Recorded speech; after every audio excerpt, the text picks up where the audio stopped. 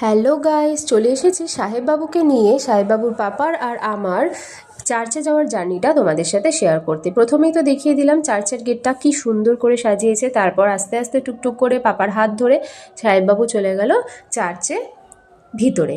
তারপরে আমরা গিয়ে একটু মোমবাতি জ্বালিয়ে জেসাস ক্রাইস্টকে পুজো করে নিচ্ছিলাম। হ্যাঁ, পুজোই বলছি, কেন কি যেহেতু আমরা বাঙালি, যে কোনো ভগবানকে আমরা পুজোই করে থাকি তার দরুন। তারপর ওর পাপাও আস্তে আস্তে মোমবাতি দেখাচ্ছিল, কিন্তু সাহেববাবুকে হাতে দিইনি যেহেতু ও খুবই ছোট।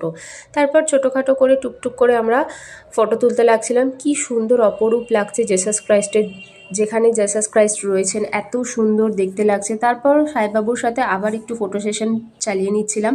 তারপর একটা বাইরের দিকে জেসাস ক্রাইস্টের একটা মূর্তি দিয়ে খুব সুন্দর একটা পরিবেশ ছিল সেখানটা। সাহেববাবু তো এত সুন্দরভাবে নিজেকে মানিয়ে নিয়েছে এবং এত সুন্দরভাবে ও খেলা করছে, আমাদের দেখেও ভীষণ ভালো লাগছিল।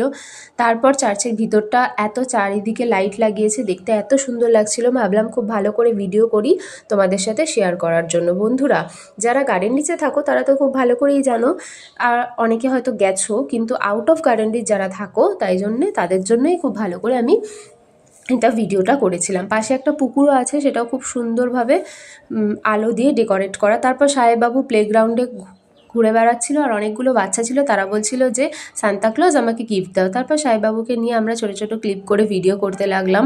ভীষণ মজা করছিলাম সাহেববাবুর বাবা, আমি এবং সাহেববাবু সবাই।